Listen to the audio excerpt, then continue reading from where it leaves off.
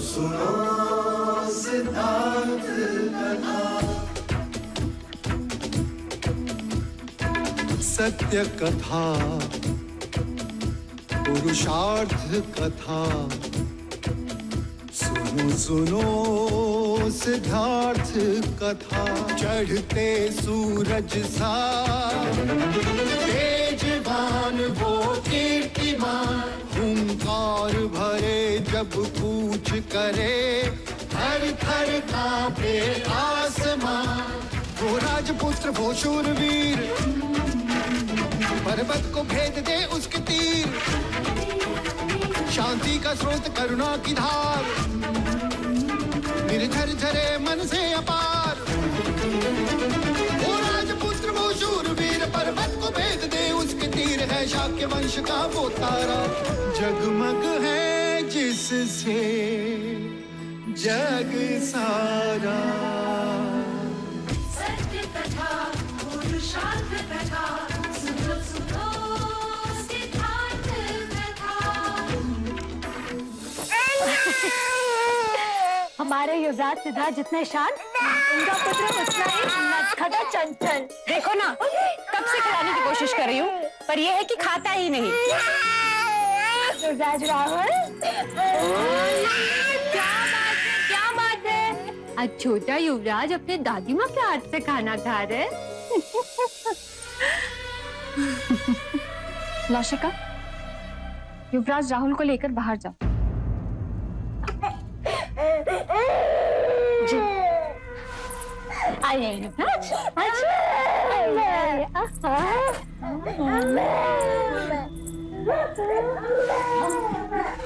ऐसा क्या हो गया कि बच्चे के मुंह से निवाला छुड़ा दिया? महादेवी, विभावरी आपसे कुछ कहना चाह रही है। वो कहने का साहस जुटा नहीं पा रही थी, इसलिए मुझे साथ लेकर आई। ऐसा कौन सा संकट आन पड़ा? संकट तो कब का आ चुका है, बस हमारा ध्यान ही उस ओर नहीं गया। निसंकोच कहो। जब से यशोधरा सिद्धार्थ के जीवन में आई है, कुछ न कुछ अशुभ घटता ही जा रहा है। जब से सिद्धार्थ यशोधरा के स्नेह बंधन में बंधा है, तब से सिद्धार्थ और देवदत्त के बीच मनमुटाव हो गया है। दोनों के बीच यशोधरा को पाने के लिए मल्ल युद्ध तक हो गया। यशोधरा का रिश्ता जुड़ते ही कौशल नरेश प्रसन्नजीत के साथ युद्ध तक हो गया। विवाह को टालना पड़ा, यशोधरा की गोद भराई तक ना हो सकी। और आपने भी तो कोई प्रयत्न नहीं छोड़े। तालाब तक नंगे पांव चलकर गई, व्रत रखे, पर क्या हुआ? यशोधरा ने राहु ग्रह की छाया में राहुल को जन्म दिया। सिद्धार्थ को वन जाना पड़ा और सिद्धार्थ को वापस लाने के सारे प्रयास विफल रहे। विभावरी, तुम तो सारा दोष यशोधरा पर डाल रही हो। इस घटनाक्रम से मेरी ही नहीं, बल्कि सबकी धारणा पक्की होती जा रही है कि यशोधरा अपशगुनी है।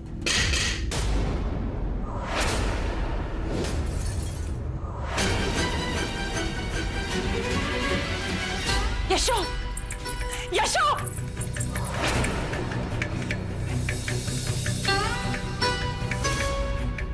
और कुछ भी शुगल ना रह गया अभी।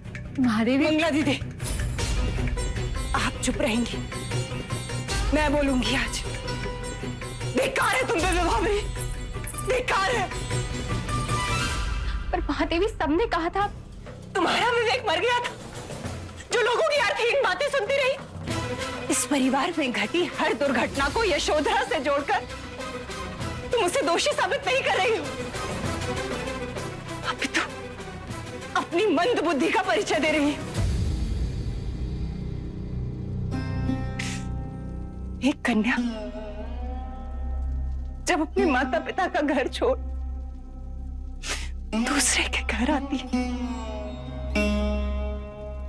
इस भरोसे के साथ आती है कि उसे ममता का वही आंचल मिलेगा, परंतु तुमने मेरी पुत्री के हृदय पे अपने शब्दों के शूल उस समय चुभाए से टूट रही है।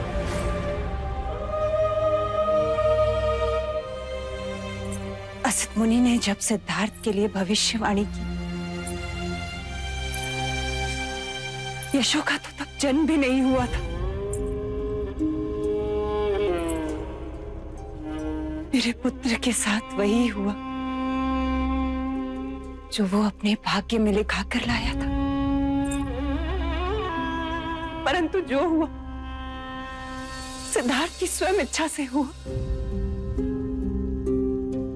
धन्य है यशोधरा, जिसके कारण हमें कुछ और वर्ष सिद्धार्थ के साथ रहने को मिला। दीदी, ऐसी धारणा पूरे राजमहल में बनती जा रही है। मैंने तो केवल आपके सामने बात रखी है। दीदी,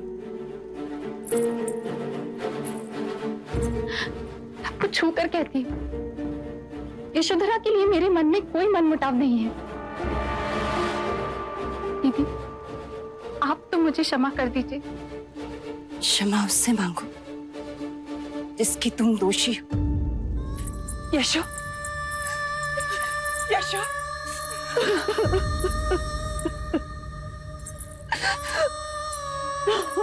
यशो, नहीं आप सबके दुख का कारण हो। नहीं अब शग्नी हो जिसके कारण यह घटना घटी। मैं देवता चली जाऊंगी माँ। नहीं यशो, ना, इतनी बड़ी बात कहने से पहले ये भी नहीं सोचा कि तेरे माता पिता किसके सहारे जिएंगे। तू और राहुल ही तो हमारे टूटे हृदय का सहारा हो। तू भी हमसे मुंह मोड़ लेगी तो तड़प तड़प के मर जाएगी।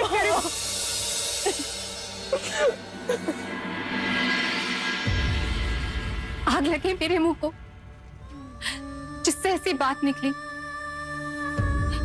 तू अपशकुनी नहीं, अपशकुनी तो वो है जो ऐसी व्यर्थ बातें करते हैं। तेरी छोटी काकी तुझसे क्षमा मांगने आई।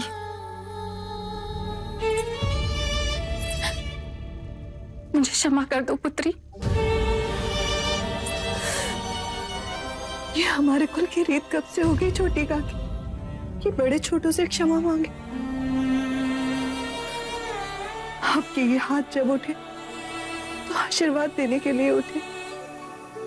जब तक ये सृष्टि है पुत्री, तब तक तुम्हारा नाम इस जगत में त्याग और तपस्या का आदर्श रहेगा।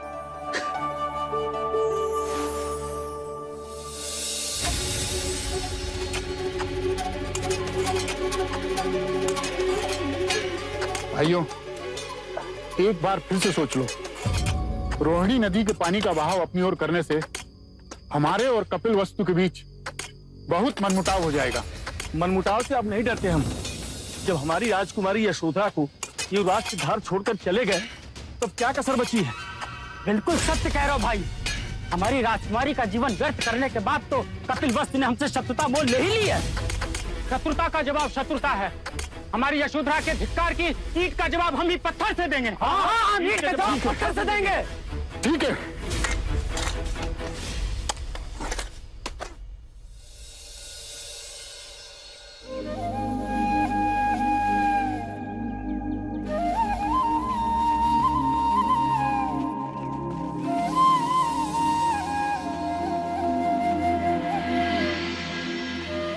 पालकी रोको। सिद्धार्थ, युवराज सिद्धार्थ, सिद्धार्थ।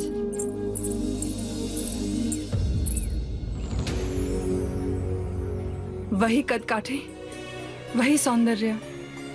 मैं जानती थी कि आप युवराज सिद्धार्थ ही हैं,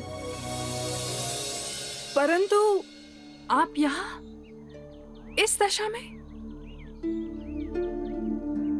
भिक्षु जल के समान होता है देवी। नदी का बहाव जहां ले जाए वहीं बह जाता है। आप और दर दर के भिक्षु, असंभव। ऐसे मुंह न मोड़िए। क्या यशोधरा के कारण? मैं यशोधरा के लिए अच्छा पति ना बन सका, अपने माता पिता के लिए अच्छा पुत्र ना बन सका। पूर्ण दोष मेरा ही है। तो वैराग्य क्यों? सारा ऐश्वर्य छोड़। धनी हो या निर्धन, हर जीव के मन में मृत्यु के समीप विचार आते हैं कि हम कौन हैं, कहां से आते हैं और मृत्यु के पश्चात हम कहां जाते हैं।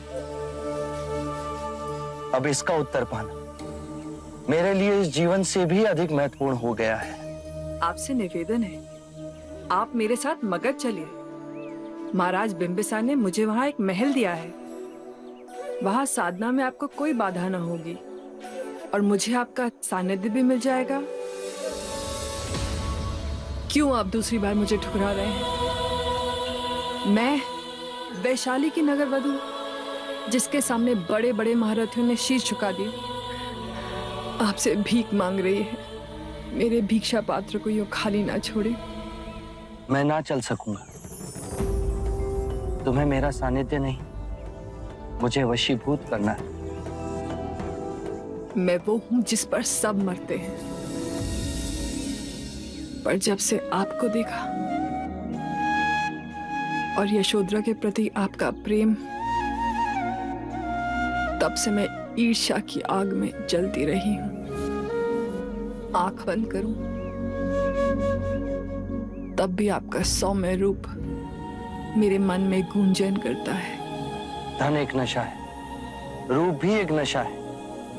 दोनों सर चढ़ते हैं, जब उतर जाता है तो हम स्वयं को एक गहरी खाई में पाते हैं। मैं आम्रपाली हूं। आम्र के कोमल पालव से तुम्हारा नाम पड़ा, जिसके नीचे तुम पाई गई थी। मैं आपको अपनी स्वर्ण कक्षिका में आमंत्रित कर रही हूं, जहां बड़े बड़े आने को तरसते हैं। जिसे मैं चाहूं वही आ सकता है। मैं उसकी शासक हूं। शासक या बंदी?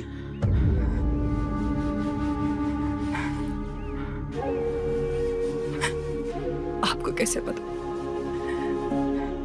कि इस सुंदर शरीर के अंदर इतनी पीड़ा है? बिना जाने आपने मेरे दुख को पहचान लिया। मेरी मुक्ति का मार्ग आपका सानिध्य ही है।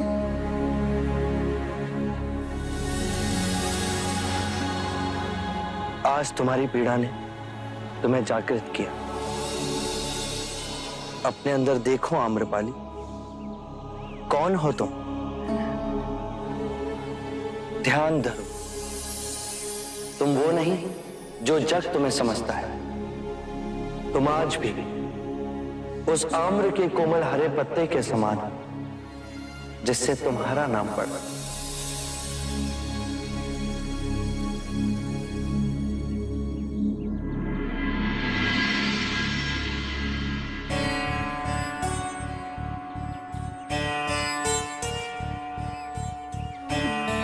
जिसने मन को वश में कर लिया, वो सबसे बड़ा महाबली। तुम भिक्षुक कहाँ हो सिद्धार्थ? भिखारी तो हम हैं।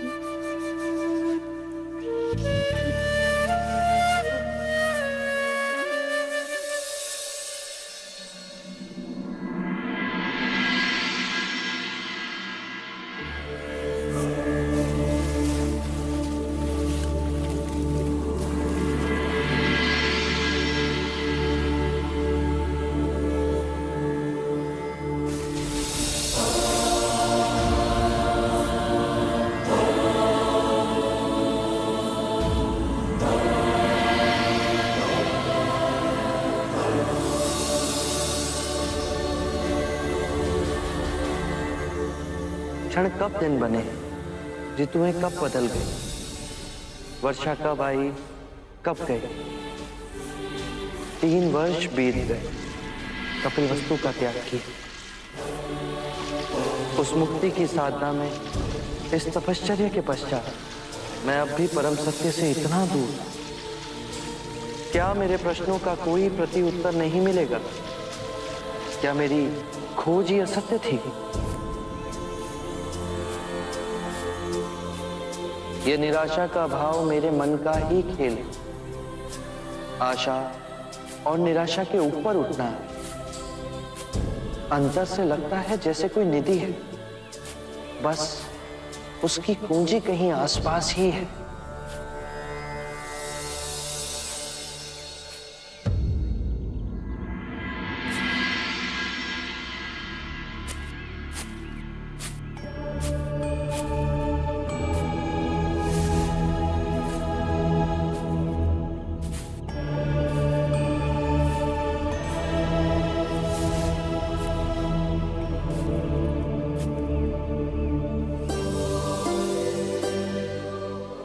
तुम्हारी जिज्ञासा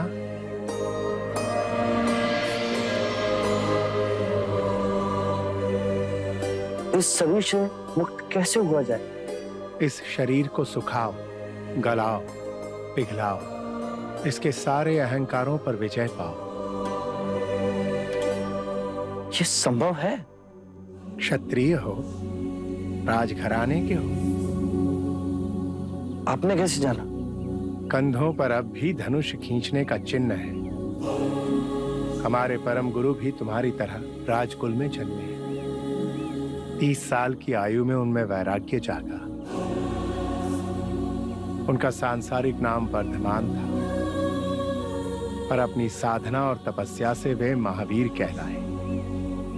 12 साल तक वो गृह त्याग कर अपने शरीर को तपाते रहे, अपनी हर कामनाओं को उपेक्षित किया। फिर वो शांत हो गए, स्थिर हो गए। उन्होंने क्या पाया? केवल जाना कि आत्मा शाश्वत है, समय का कोई भी बंधन उसे बांध नहीं सकता। पर उसके चारों ओर कर्म के गण उसे अस्थिर कर रहे हैं। कर्म के चक्र से आत्मा को मुक्त करना है। अहिंसा इतनी पूर्ण हो कि मन में अहिंसक विचारों का भी स्थान न रहे। सत्य का इतना गहन पालन हो कि कोई भी प्रलोभन सिर्फ शमशान की राख लगे। ना चोरी कर, किसी के अनुभव की भी नहीं, और ब्रह्मचर्य का पालन इतना कठोर हो कि कोई भी शरीर की इंद्रियों को जगा ना सके। सुखा दो हर उस कामना को जो शरीर की इंद्रियों से जागृत होती हो। इतने स्थिर हो जाओ कि मोक्ष की कामना भी समाप्त हो जाए। नीति नीति नीति। सत्य ये नहीं, ये भी नहीं, वो भी नहीं। परम सत्य के मार्ग पे मैं पूर्व के सारे ज्ञानों को नकारात्मक करता रहा। मैंने सब मार्ग सहज ही चुने, परंतु ये मार्ग मुझसे अछूता ही रह गया। ये ज्ञान आपने मुझे दिया, परम धन्यवाद आपका। यदि लकड़ी गीली हो तो उसमें आग सहज नहीं लगती। सत्य का ये भूमि तपस्वियों की है। महावीर के तप ने मुझे एक नई दिशा का आह्वान दिया है।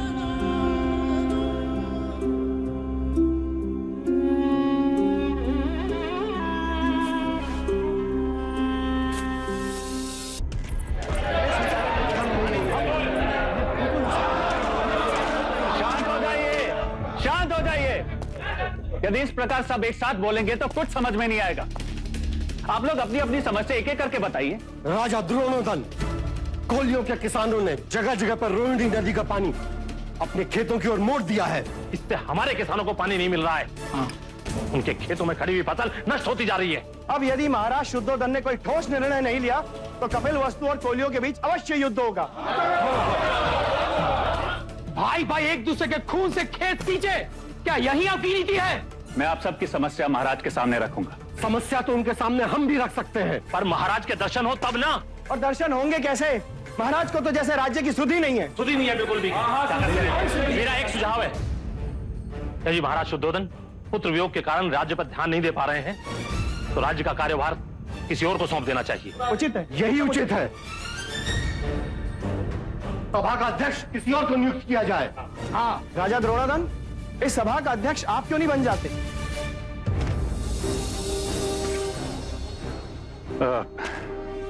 ये उचित ना होगा, परंतु आप सब धैर्य रखें, मैं महाराज से बात करूंगा और यदि उन्होंने अपनी स्वीकृति दे दी तो अगली शाख की सभा में हम नया अध्यक्ष चुन लेंगे। हाँ ये भी ठीक है। ठीक है। राहुल कहाँ गए? मैं नहीं छोड़ूंगा।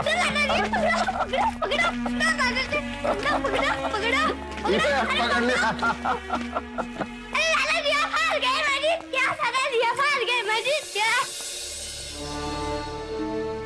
हाँ मैं हार गया।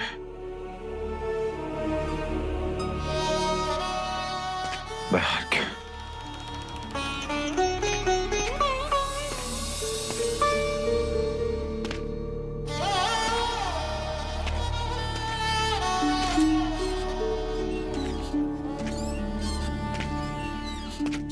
महाराज ऐसे कब तक चलेगा? आज सभा में रोहिणी नदी को लेकर बहुत बड़ा विवाद हुआ। कोलिया के किसानों ने पानी का भाव अपनी ओर मोड़ दिया। कहीं युद्ध छिड़ गया तो?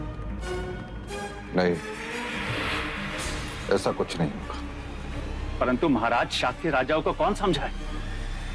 और आज तो राजा चतुर्भुज ने ऐसी बात कर दी कि क्या कहा उसने? कह रहे हैं कि महाराज हमारी समस्याओं का समाधान नहीं कर पा रहे तो क्यों ना सभा का कार्यभार किसी और को सौंप दिया जाए। महाराज मुझे भय है कि कहीं ये राजा अपनी मनमानी न कर बैठे। उन्होंने मेरा नाम स्वयं सामने रख दिया, परंतु मैंने साफ मना कर दिया। कोई युवा ही शाक्य सभा का अधिपति बने तो, जैसे देवदत्त।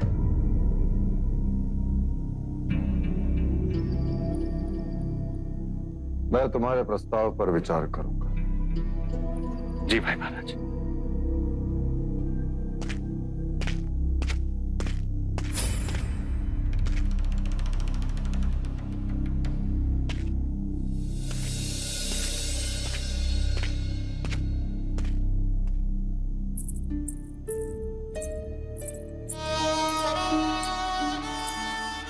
पिताजी, कपिल वस्तु का कार्यभार संभालने के लिए आपसे उत्तम कोई नहीं। मेरा मन उब गया है सबसे। अपनी पुत्री की एक विनती सुनेंगे? इन्हें याद कर निष्क्रिय होने से अच्छा है कि हम उन्हें सच्चे मन से याद कर उनके विचारों जैसा कार्य करें। पिताजी, राज्य कार्य को संभालने के लिए बहुत समझदारी, धीरज और विनम्रता की आवश्यकता है, जो मेरे सिद्धार्थ में थी। पर देवदत्त इनके विपरीत अधीर है, अहंकारी हैं। यदि वो अध्यक्ष बना दिए गए तो रोहिणी नदी की समस्या को सुलझाने की जगह और उलझा देंगे, उनमें युद्ध करवा देंगे।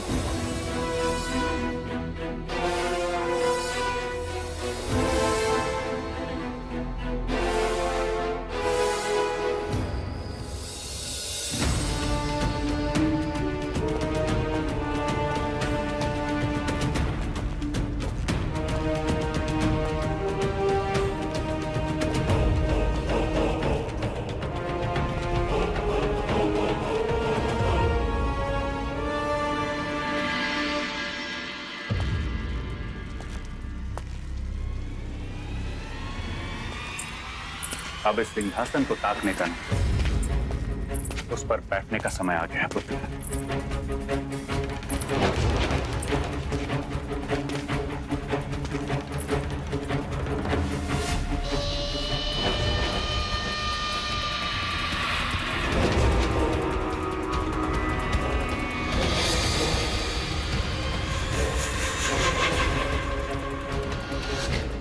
कल मैं तुम्हें चाक्य सभा के अध्यक्ष के रूप में नियुक्त करने जा रहा हूं। अगला कदम चाक्य देश के महाराज का है और ये सिंहासन तुम्हारा।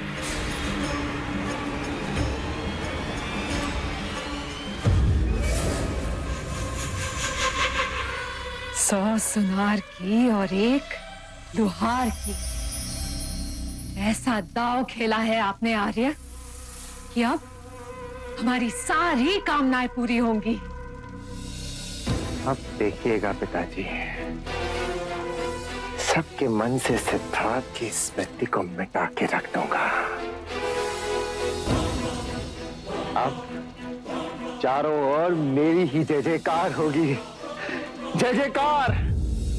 देव पुत्र, इतना ना भूलो, क्योंकि अब हमें पहले से अधिक सतर्क रहना होगा कि तुम्हारी जगह वो नंद ना ले ले। नंद? जब सिद्धार्थ को भी रास्ते से हटा दिया तो ये नंद क्या चीज है, मसल के रख दूंगा।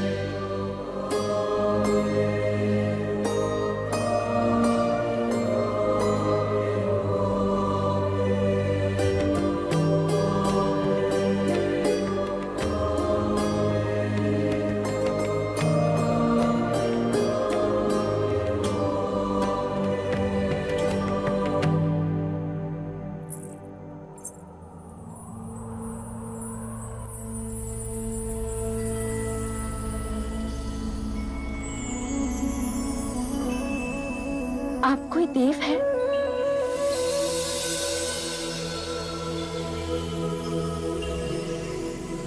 केवल मनुष्य। पानी पिएंगे?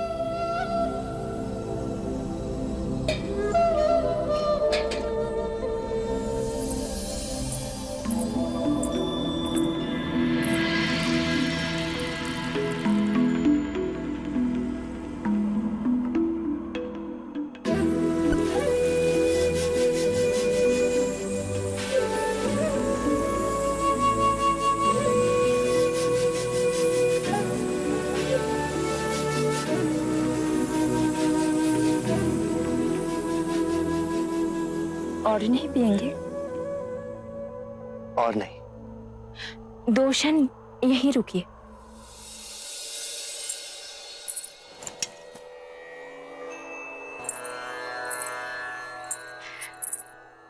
मेरी पूजा का नैवेद्य। मैं तपस्वी हूं, पके हुए खाने का त्याग किए मुझे बहुत समय हो गया, मुझे क्षमा करें। फिर आप क्या खाते हैं? दिन में एक समय कंद मूल फल जो भी पेड़ से गिरा वो ही खाता हूं। जोगी बाबा का कोई नाम? सिद्धार्थ। सिद्धार्थ। वर्षों से देव की स्तुति की और आज उनके दर्शन हो गए।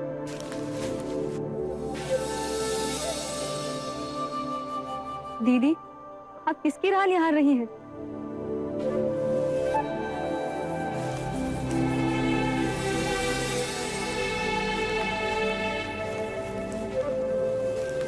आप उस जोगी की राह ताक रही हैं ना? 3 दिन से बाहर ही नहीं आए। ऐसे शरीर को दुख देंगे तो उनका स्वास्थ्य बिगड़ जाएगा। कोई तो हो जो इस समय उनकी सेवा करे। इस घने जंगल को पार कर हमारे गांव की तरफ कौन आएगा? हे भगवान, तुझे पाने के लिए जो इतना कठोर तप कर रहे हैं, उनकी देख रेख का भार भी तेरे ऊपर है। कोई तो हो जो उनको संभाले।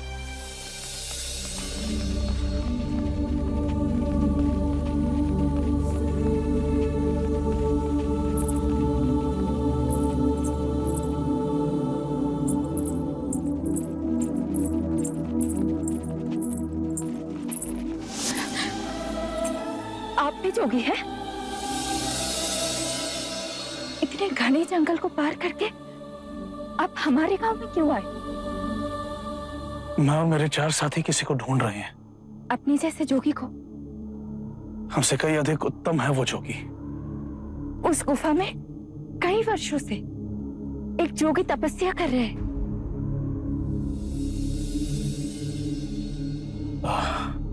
उस जोगी की आयु लगभग 30 बरस है।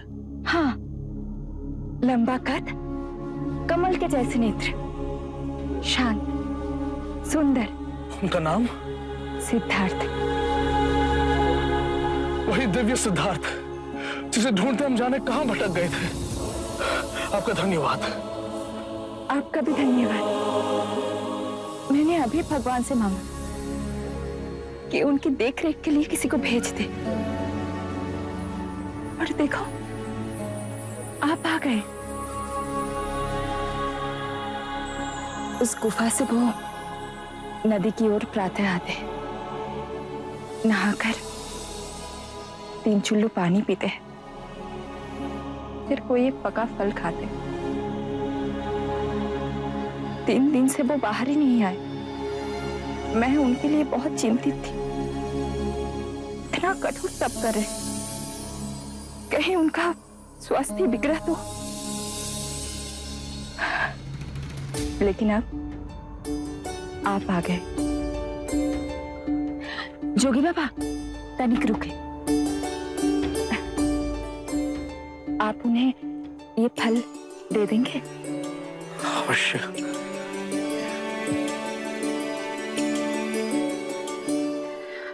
आप उनका ध्यान रखेंगे ना? हम उनके शिष्य बनने आए हैं, उन पर कोई विपत्ति नहीं आने देंगे।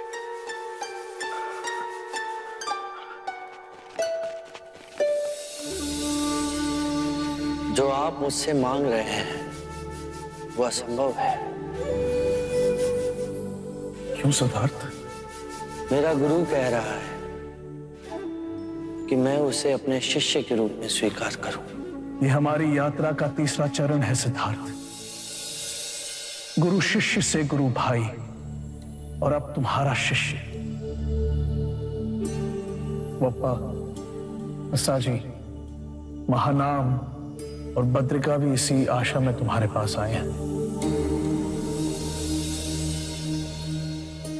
तुम्हारे जाने के 1 माह पश्चात मुझे भी समाधि मार्ग के 8वें चरण की उपलब्धि हुई। मन में पिपासा जागी कि इसके आगे क्या, और तुम्हारी ओर मन खिंचा चला गया।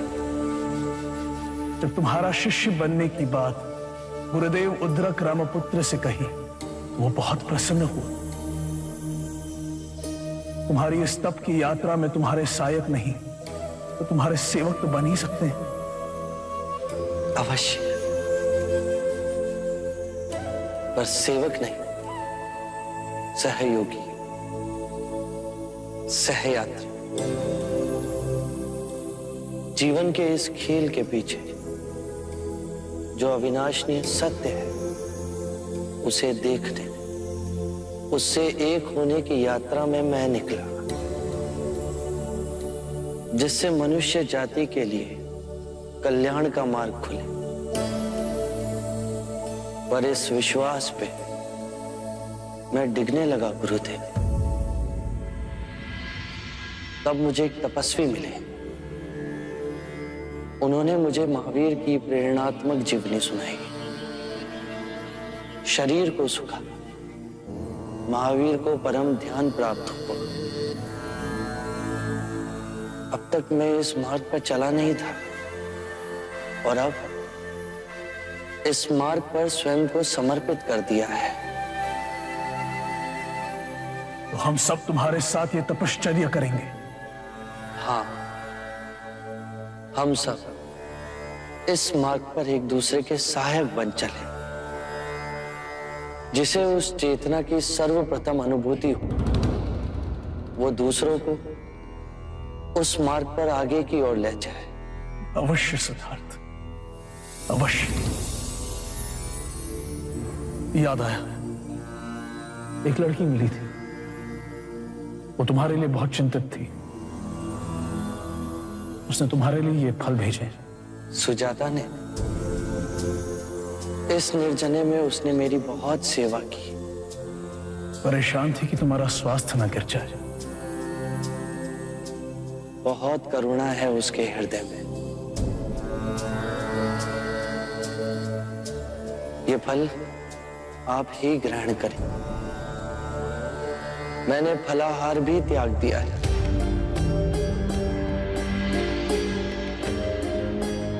तो सिद्धार्थ, अब मैं केवल जल ग्रहण करता हूं। सत्य कथा, पुरुषार्थ कथा, सुनो सुनो सिद्धार्थ कथा।